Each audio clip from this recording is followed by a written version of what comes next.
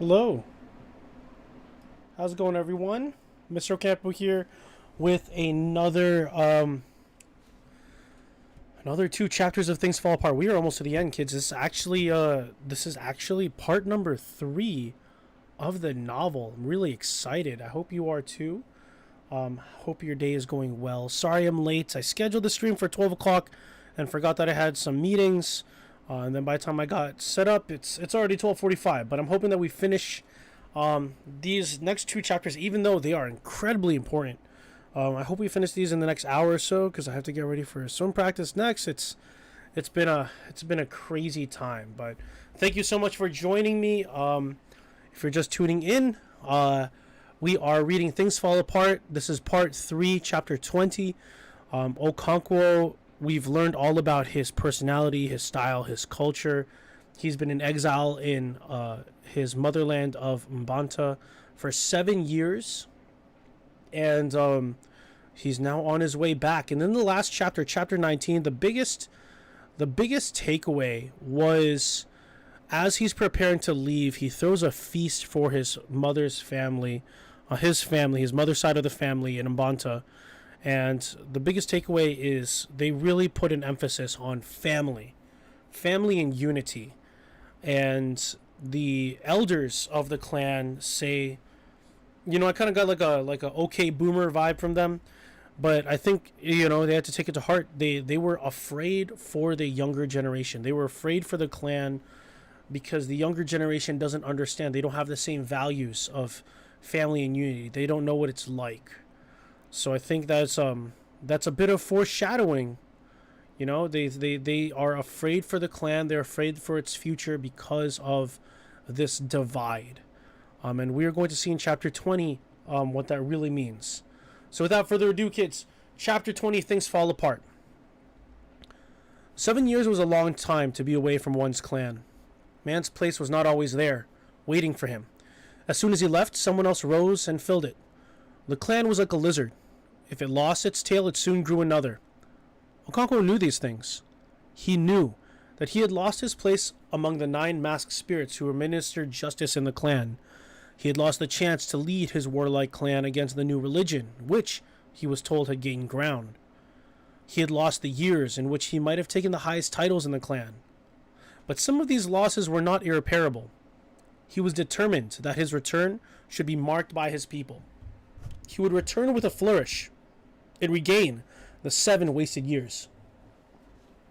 So remember, Okonkwo's got goals. He's got ambitions. He wants to be the best. He wants to be the greatest. He's already, before he was exiled, he was already like a judge in the clan. He embodied one of the Agrugu. He was, he had authority. He had power. And over the course of 7 years, he could have become more, but he was exiled for an accident. But he's not letting it get him down. He's ready to come back. Even in his first year in exile, he had begun to plan for his return. The first thing he would do would be to rebuild his compound on a more magnificent scale. He would build a bigger barn than he had before, and he would build 2 huts for 2 new wives. Then he would show his wealth by initiating his sons into the Ozo society. Only the really great men in the clan were able to do this. Okonkwo saw clearly the high esteem in which he would be held, and he saw himself taking the highest title in the land. As the years of exile passed one by one, it seemed to him that his chi might now be making amends for the past disaster. His yams grew abundantly, not only in his motherland, but also in Umofia, where his friend gave them out year by year to sharecroppers. Then, the tragedy of his first son had occurred. Remember, this tragedy is his first son, Nwoye. Nwoye ended up leaving the family and joining the Christians. I think that's one of the examples that the elders were giving. The younger generation, they're splitting. They feel like they can leave the old ways and join the new religion. At first, it appeared as if it might prove too great for his spirit. But it was a resilient spirit, and in the end, Okonkwo overcame his sorrow. He had 5 other sons, and he would bring them up in the way of the clan. He sent for the 5 sons, and they came and sat in his obi. The youngest of them was 4 years old. You have all seen the abomination of your brother. Now he is no longer my son or your brother. I will only have a son who is a man, who will hold his head up among my people. If any one of you prefers to be a woman, let him follow Nwoye now while I am alive, so that I can curse him. If you turn against me when I am dead, I will visit you and break your neck." Okonkwo was very lucky in his daughters. He never stopped regretting that Azima was a girl. Of all his children, she alone understood his every mood. A bond of sympathy had grown between them as the years had passed. Azima grew up in her father's exile and became one of the most beautiful girls in Mbanta. She was called Crystal of Beauty, as her mother had been called in her youth. The young, ailing girl who had caused her mother so much heartache had been transformed, almost overnight, into a healthy, buoyant maiden. She had, it was true, her moments of depression when she would snap at everybody like an angry dog. These moods descended on her suddenly and for no apparent reason. But they were very rare and short-lived. As long as they lasted, she could bear no other person but her father. Many young men and prosperous middle-aged men of Mbanta came to marry her, but she refused them all, because her father had called her one evening and said to her, "There are many good and prosperous people here, but I shall be happy if you marry Nomofia when we return home." That was all he had said, but Azima had seen clearly all the thought and hidden meaning behind the few words, and she had agreed. Remember, Okonkwo is not a man of many words. He prefers action. So when he tells Azima this, like any other of his kids, they wouldn't get it. But she gets him, and he wishes that Azima were a boy because of that, because she gets him. She understands the meaning behind it. She knows that Okonkwo wants Azima to marry in Umofia and not Mbanta because she's going to get the attraction of a lot of powerful men. This is like Okonkwo's way, his plan of reestablishing himself and his family. If he keeps his daughters, who are, of marrying age and gets them to attract attention from the other powerful people of his village, then he will find himself, back in the good graces of the villages very soon. "Your half-sister, Obiajeli, will not understand me," Okonkwo said, "but you can explain to her." Although they're almost the same age, Azima wielded a strong influence over her half-sister. She explained to her why they should not marry yet, and she agreed also. And so the two of them refused every offer of marriage in Mbanta. "I wish she were a boy," Okonkwo thought within himself. She understood things so perfectly. Who else among his children could have read his thoughts so well? With two beautiful grown-up daughters, his return to Umofia would attract considerable attention. His future sons-in-law would be men of authority in the clan. The poor and unknown would not dare to come forth. Umofia had indeed changed during the 7 years Okonkwo had been in exile. The church had come and led many astray. Not only the lowborn and the outcast, but sometimes a worthy man had joined it. Such a man was Ogbuefi Ugonna, who had taken 2 titles, and who, like a madman, had cut the anklet of his titles and cast it away to join the Christians. The white missionary was very proud of him, and he was one of the first men in Umofia to receive the sacrament of Holy Communion, or Holy Feast as it was called in Igbo. The Ogbuefi Ugonna had thought of the feast in terms of eating and drinking, only more holy than the village variety. He had therefore put his drinking horn into his goatskin bag for the occasion. That's kind of funny. So basically the rich and wealthy member of the village became a Christian, but he thought the holy feast that they were talking about was actually we're gonna eat and drink a lot. That was a mistake, because those of you who are Christian or are aware of the Christian faith and culture, that the holy feast is really just a cracker and some wine. It's said to be the body and blood of Jesus, but it's not like a feast. We're just gonna eat and drink until we pass out. No, it's really more symbolic than anything. And he thought it was a feast. That's funny. But apart from the church, the white men had also brought a government. They had built a court where the district commissioner judged cases in ignorance What do you mean judge cases in ignorance? I think ignorance is like you don't know. And he's judging cases not knowing the rules of the people. He has his own rules, right? He had court messengers who brought men to him for trial. Many of these messengers came from Umuru on the bank of the great river, where the white men first came many years before, and where they had built the center of their religion and trade and government. These court messengers were greatly hated in Umofia because they were foreigners and also arrogant and high-handed. They were called Kotma, and because of their ash-colored shorts, they earned the additional name of ashy buttocks. They guarded the prison, which was full of men who had offended against the white man's law. Key difference there. White man's law. This district commissioner came from the, outer, like the port cities and all that. He came in and set up a court, and he's establishing the white man's law. There are people who are arrested, under rules that they were never, informed of or they don't follow. For example, some of these prisoners had thrown away their twins, and some had molested the Christians. Number one, throwing away twins, that we know that's part of the Igbo culture. That's what they do with twins. Twins are considered evil, so they throw them out.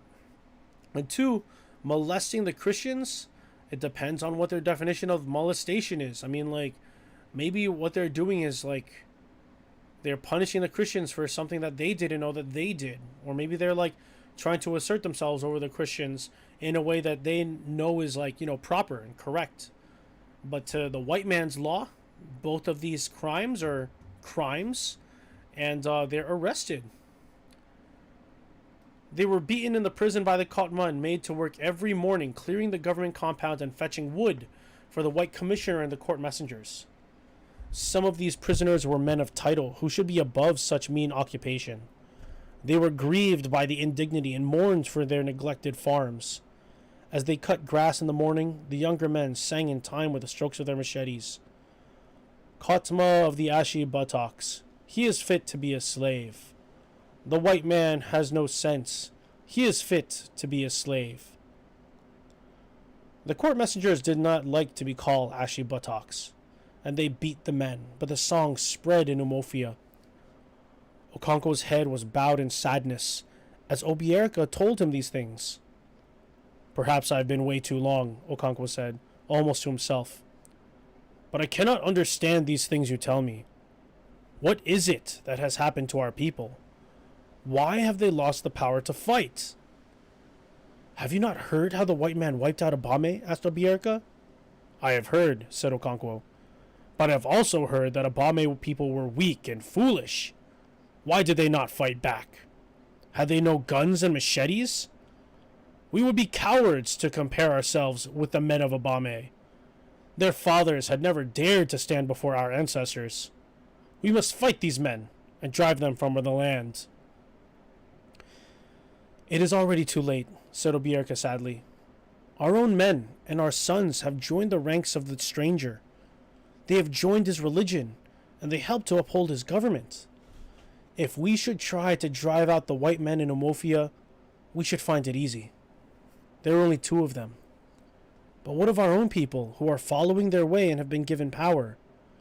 They would go to Umuru and bring the soldiers, and we would be like Abame. He paused for a long time and then said, I told you on my last visit to Mbanta how they hanged Aneto. What has happened to that piece of land in dispute? Asked Okonkwo. The white man's court has decided that it should belong to Nama's family, who had given much money to the white man's messengers and interpreter. Does the white man understand our custom about land? How can he, when he does not even speak our tongue? But he says that our customs are bad, and our own brothers who have taken up his religion also say that our customs are bad. How do you think we can fight when our brothers have turned against us? The white man is very clever. He came quietly and peaceably with his religion. We were amused at his foolishness, and allowed him to stay. Now he has won our brothers, and our clan can no longer act like one. He has put a knife on the things that held us together, and we have fallen apart. gonna take a break right here because I feel like this conversation with Okonkwo and Obierka is incredibly important. Here we finally see the title come into play in the story. We have fallen apart. He has put a knife on the things that held us together, and we have fallen apart. And my question is, what are the things that held these people together? What is it that kept the Igbo tribe together? Nwoye separating from his family and leaving Okonkwo and his family to join the Christians was a physical representation of one of their aspects of culture falling apart. That was the aspect of family. What are the other things that held this people together? So if we take a look at the paragraph before that, he says that our customs are bad, and our own brothers who have taken up his religion also say that our customs are bad. So traditions, their beliefs are things that held them together. Where's another one?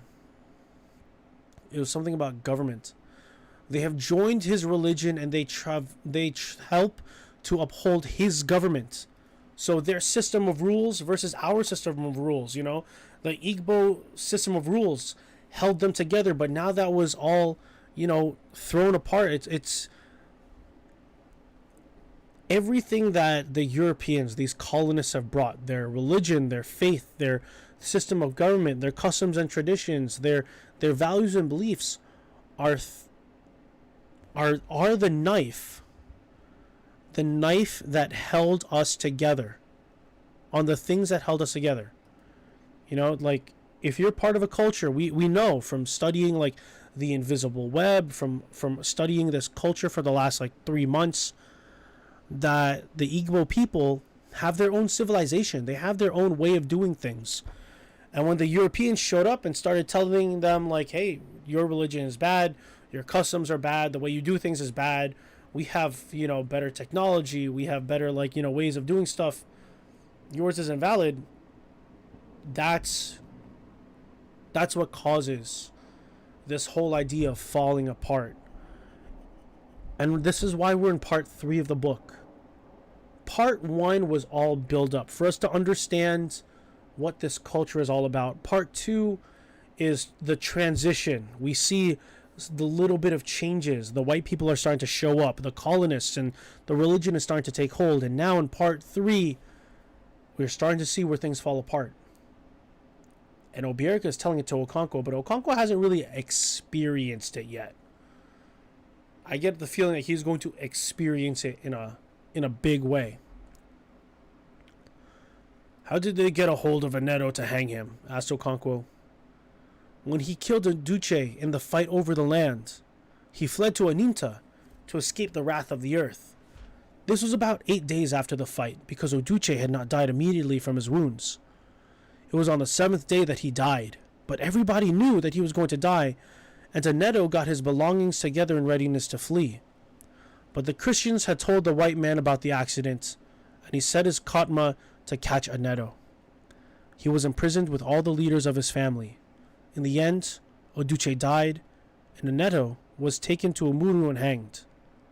The other people were released, but even now they have not found the mouth with which to tell their suffering. The 2 men sat in silence for a long while afterwards. Woo! That's chapter 20. Okonkwo's back. Okonkwo's back, and it absolutely is not the return that I think he was expecting. He was hoping to quickly reestablish himself. He has a plan, and he finds out from Obierka, like, yeah, nothing's the same, man. That's rough. Things are starting to fall apart. All right, let's take a look at some of the questions we've got here. Question number 1, describe Okonkwo's mood. What does he want to do now that he has returned after his forced exile? He knew that so Okonkwo, in this is the first paragraph, first 2 paragraphs, and he is determined. He was determined that his return should be marked by his people. So he's very confident in himself that he can basically flip those last 7 years of exile and not being able to accomplish anything, and he wants to come back in a big way. I would say his mood is bright and hopeful and very confident. But this is before he talks to his friend Obierka. Question number 2. Why does Okonkwo wish his daughter Azima had been a boy? Azima gets him. Okonkwo is a man of very few words, but he puts a lot of thought into what he does, and it's a lot of action. If he were to explain himself to anyone else in his family, no one would get him, except Azima. And if Azima were a boy, she would be able to follow in his footsteps and pick up where he left off. She would understand him. But she's a girl, and because of their cultural limitations on gender roles, she can't really follow along with Okonkwo. But she still understands him as a person, and that's, I imagine that as a father and as an individual, that's still pretty important. Question number 3. How have the white colonists caused things to fall apart for the Igbo, according to Okonkwo? So think about it. And this isn't Okonkwo. I think this is more Obierka. This is Obierka talking. So Obierka says, like, we are no longer united. The things that held us together, our faith, our religion, our customs, our traditions, our beliefs, our systems of government, our systems of, roles in society, our, how we view different people, that's all part of the Igbo culture. But when the colonists brought their culture and started saying, our culture is better than yours, follow us, and they started to break. Like, there were people in the Igbo culture who were like, yeah, you know what, we're going to follow your culture. Now they're split. Remember, there's the Christian Africans who are in the evil force, and then there's the Igbo Africans, the traditional Africans who stayed in the village. Now they're actually split. And if you ask me, that's one of the best tactics to break a people, to make sure that they fight themselves. If you're a wartime general, instead of fighting everyone, split up the forces, make them fight themselves, and then you sweep in. So that's what I think is causing them to fall apart. This other culture that claims to be better is causing doubt and unity, disunity with the Igbo tribe. All right, let's move on to chapter 21, kids. I know it's a lot, but we are moving forward. If you have any questions, feel free to bring them up in class. Or leave a comment or shoot me an email or something like that. But we are moving on. Chapter 21. There were many men and women in Umofia who did not feel as strongly as Okonkwo about the new dispensation. The white man had indeed brought a lunatic religion, but he had also built a trading store, and for the first time, palm oil and kernel became things of great price, and much money flowed into Umofia. Ooh, so we're seeing another perspective here. It looks like the colonists, the new people have brought something, brought industry. They brought value to the palm oil and kernel. I don't know what kernel is, like corn, I guess. Like, those are things of great price now. Now, like, they have a trading post. That's pretty good, You can make money.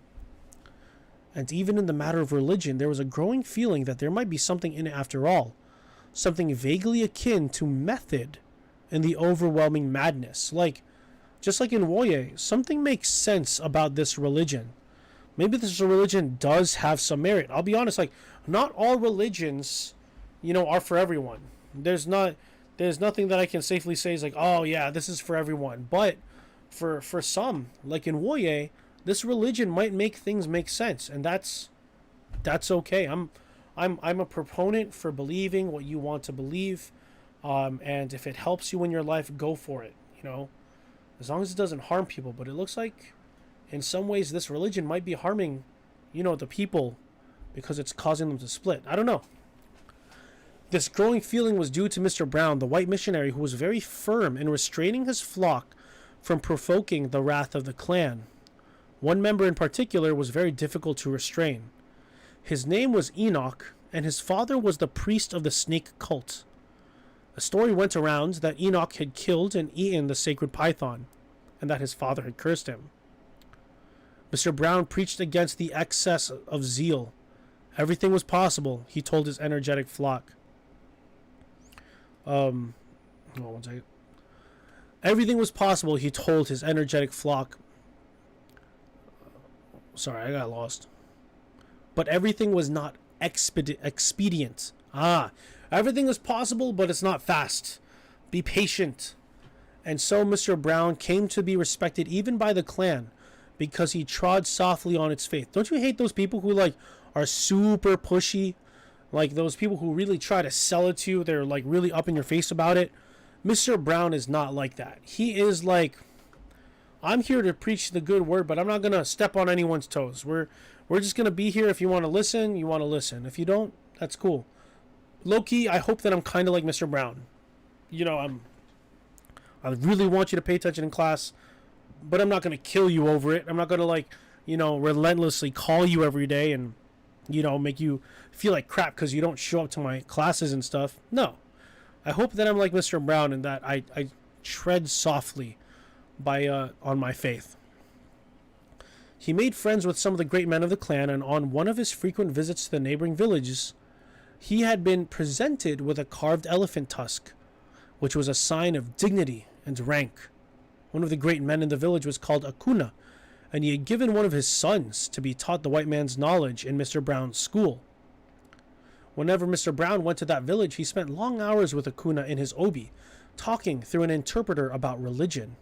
Neither of them succeeded in converting the other, but they learned more about their different beliefs. This next part is an ideal situation for learning about someone else's different perspectives. Remember, we learn about our own culture by talking to someone about their culture, and we compare and contrast, right? This is a prime example of what that exchange looks and sounds like. This is what I think like school and college is for. An exchange of ideas that may be different, that allow us to explore our ideas more. And that's a healthy debate. Oh, the stuff that you see on social media where people chewing each other out on the comment section, calling each other stupid and like, you know, just being mean and outright like unflinching with their opinions, that's not healthy. And maybe you've recognized like unhealthy dialogue in your drama-filled lives and all that stuff. But this, I think, is a prime way of exploring new ideas and perspectives. Because this should be the result. You don't succeed in converting the other, but you learn more. Like the goal isn't to win, it's to understand. That's what I feel like this should be, like when we have conversations. So here's their conversation. You say there is one supreme God who made heaven and earth, said Acuna on one of Mr. Brown's visits. We also believe in him and call him Chukwu. He made all the world and the other gods. Bam! He starts off with a similarity. What a great way to start. You know, like, hey, you know what? We're not that different. You know, you also believe this. We believe it too. It's just a different name. So he begins a similarity. And then Mr. Brown, he's like, well, there are no other gods, said Mr. Brown. Chukwu is the only god, and all others are false. You carve a piece of wood, like that one. He pointed out the rafters from which Acuna carved Ikenga. Acuna's carved Ikenga. I wonder if Ikenga is like, you know, like idols or gods. And you call it a god, but it is still a piece of wood. Yes, said Acuna. It is indeed a piece of wood. The tree from which it came was made by Chukwu, as indeed all minor gods were. But he made them for his messengers, so that we could approach him through them. It is like yourself. You are the head of your church. No, protested Mr. Brown. The head of my church is God himself. I know, said Acuna, but there must be a head in this world among men. Somebody like yourself must be the head here. Ooh, I like this. He's trying to draw a similarity, like, you know, that thing, that piece of wood that allows us to talk to our God, just like how you allow normal people to talk to your God. You know, there needs to be something physical, something mortal, something that we can relate to here. The head of my church in that sense is in England. That is exactly what I am saying. The head of your church is in your country. He has sent you here as his messenger. And you have also appointed your own messengers and servants. Or let me take another example. The district commissioner. He is sent by your king. They have a queen, said the interpreter of his own account. Your queen sends her messenger, the district commissioner. He finds that he cannot do the work alone, and so he appoints Kotma to help him. It is the same with God, or Chukwu. He appoints the smaller gods to help him because his work is too great for one person. You should not think of him as a person, said Mr. Brown. It is because you do so that you imagine he must need helpers. And the worst thing about it is that you give all the worship to the false gods you have created. That is not so. We make sacrifices to the little gods, but when they fail and there is no one else to turn to, we go to Chukwu. It is right to do so. We approach a great man through his servants, but when his servants fail to help us, then we go to the last source of hope. We appear to pay greater attention to the little gods, but that is not so. We worry them more because we are afraid to worry their master. Our fathers knew that Chukwu was the overlord, and that is why many of them gave their children the name Chukwuka.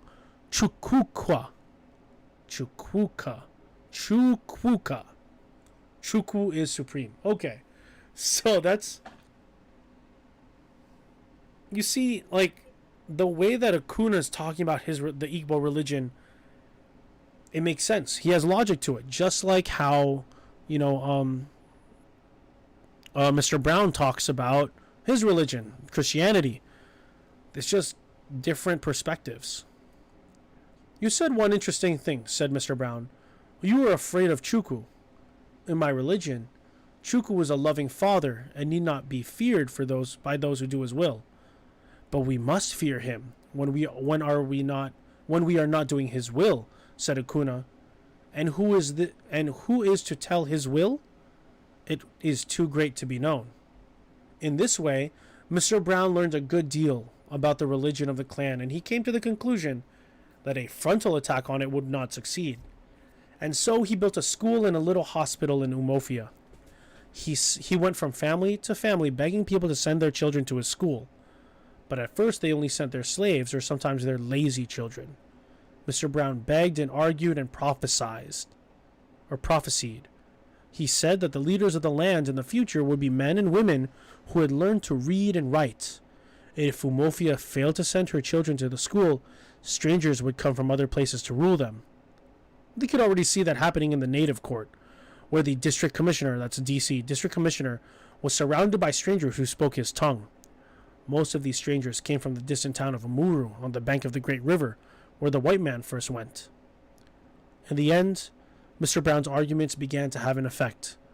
More people came to learn in his school, and he encouraged them with gifts of singlets and towels. They were not all young, these people who came to learn. Some of them were 30 years old or more. They worked on their farms in the morning and went to school in the afternoon. And it was not long before the people began to say that the white man's medicine was quick in working. Mr. Brown's school produced quick results. A few months in it were enough to make one a court messenger or even a court clerk. Those who stayed longer became teachers, and from Umofia, laborers went forth into the Lord's vineyard. New churches were established in the surrounding villages, and a few schools with them. From the very beginning, religion and education went hand in hand. Mr. Brown's mission grew from strength to strength, and because of its link with the new administration, it earned a new social prestige. But Mr. Brown himself was breaking down in health. At first, he ignored the warning signs, but in the end, he had to leave his flock, sad and broken. So what happened to Mr. Brown? He died, for whatever reason, and he was doing really good. He was establishing a new social norm. In the Igbo culture, there was no school. You didn't have to go to school. What was there to learn? You just learned from your family, from your father, how to, make a farm. You learned from your mothers how to cook. But they established a new social norm to read and write. And I bet it wasn't reading and writing in Igbo. I don't think there was reading and writing in Igbo. I think it was just spoken. But if you wanted to learn English, you had to go to school. If you want to communicate with these foreigners, you had to go to school. So he established school, and people were starting to get power through school because education is power, kids. I'm not going to lie. If you know how to read and you know how to write, you have more power than someone who just knows how to fight. At least in our society. In our society, as long as you know how to read and write and make smart decisions, you don't need to learn how to fight. I can go on a tangent about this, but we should keep reading. I'll elaborate on that tangent if anyone asks. It was in the first rainy season after Okonkwo's return to Umofia that Mr. Brown left for home. Or maybe he didn't die. I don't know. As soon as he had learned of Okonkwo's return 5 months earlier, the missionary had immediately paid him a visit. He had just sent Okonkwo's son, Nwoye, who was now called Isaac, to the new training college for teachers in Umuru, and he had hoped that Okonkwo would be happy to hear of it. But Okonkwo had driven him away with the threat that if he came into his compound again, he would be carried out of it. Ooh. Okonkwo, so Mr. Brown thinks, oh boy, I have this kid's son. He's going to be so proud and so happy to know that he's going to college. And Okonkwo's like, what? You have that son of mine? If you come back here again, I'm going to have to carry you out. Meaning he's probably going to hurt him a lot. Okonkwo's return to his native land was not as memorable as he had wished. It was true. His 2 beautiful daughters aroused great interest among suitors and marriage negotiants. It was true. His 2 beautiful daughters aroused great interest among suitors, and marriage negotiations were soon in progress. But, beyond that, Umofia did not appear to have taken any special notice of the warrior's return. The clan had undergone such profound change during his exile that it was barely recognizable. Their new religion and government and the trading stores were very much in the people's eyes and minds. There were still many who saw these new institutions as evil, but even they talked and thought about little else, and certainly not about Okonkwo's return. Sorry, Okonkwo, your big fanfare of coming back as the leader and warrior that Umofia needs kind of rained on that parade. And it was the wrong year too. If Okonkwo had immediately initiated his sons into the Ozo Society as he had planned, he would have caused a stir. But the initiation rite was performed once in 3 years in Umofia, and he had to wait for nearly 2 years for the next round of ceremonies. Okonkwo was deeply grieved, and it was not just a personal grief. He mourned for the clan, which he saw breaking up and falling apart, and he mourned for the warlike men of Umofia, who had so unaccountably become soft like women. Big disappoint. Effing chat for Okonkwo. Anyways, let's take a look at the questions. Question number 4. Question number 4. According to this quote, why are people now converting to Christianity? Even in the matter of religion, there was something a growing feeling that there might be something in it after all. Something vaguely akin to the method and overwhelming madness. So if you follow that up, this quote up, with the conversation of Mr. Brown and Akuna talking, they're not too dissimilar, the Christianity is just another means of finding answers to things that we don't know about. That's what religion is, to answer the unanswerable. And for the Igbo people, like in Nwoye, he doesn't know why innocents had to die, like Ikemefuna and the twins who were thrown out, but the Christianity seemed to give an answer to him. And that, I feel like, that is method in the madness. It doesn't seem to make sense, but after you start studying it, you might be able to apply, and it does make sense. And question number 5. Describe Okonkwo's mood. How's his mood changed since the beginning of chapter 20? He mourned for the clan. He feels terrible. At the beginning of chapter 20, he was all excited, oh, I'm going to come back. I'm going to be the big guy again. I'm going to be the best. And then he shows up and no one cares. So imagine, pretend I imagine that's what it's like if you're a student that comes back, you're an alumni and you show up and you come to, imagine in 4 years from now, Say you come back to visit Valley High School. You want to see all your old teachers again. You want to walk the halls like you used to. But all the teachers that you cared about are gone. It's all new teachers, unfamiliar faces. The school has changed so much. Like, they built new bathrooms and they changed up the hallways. They changed up the color. Maybe they even changed up the mascot. Everything's just so different. And in your head, you were thinking like, "Oh, I'm gonna come back," because I was the talk of the school. But now no one knows or cares who you are. Like, that's depressing. But it's not even personal for Okonkwo. It's not just for him. It's because he recognizes that as a result of these changes, the clan is so incredibly different that it's worse than before. But what do you think? We have literally 4 chapters left. 22, 23, 24, and 25. 4 chapters left. That's 2 weeks left to this book. What do you think is going to happen to Okonkwo? He's got these big plans, right? What do you think he's going to do? Do you think he's going to rile up the village and fight back? Do you think he's going to assimilate and become one of the missionaries? Do you think he's going to cast aside his ways and his thoughts and, become one of them? What do you think he's going to do? We've got 4 chapters left, and it goes pretty quick. So I hope that you enjoyed this reading of chapter 21 and 22, that you got something out of it. If you have any questions, feel free to leave them in chat, leave them in the comment, shoot an email, or participate in class, because we will be reading this in class, kids. I'm sorry, with these weird schedules, it is really hard to cover everything that I want to cover, but we're on our way. And I hope that you're able to realize how impactful this book is, especially when you consider the choices that you have to make when another culture comes your way and you have to rationalize with it. Anyways, I hope you all have a wonderful Wednesday. Thank you for being here. I hope that you are safe and well, and I'll see you in class. Take care, everyone.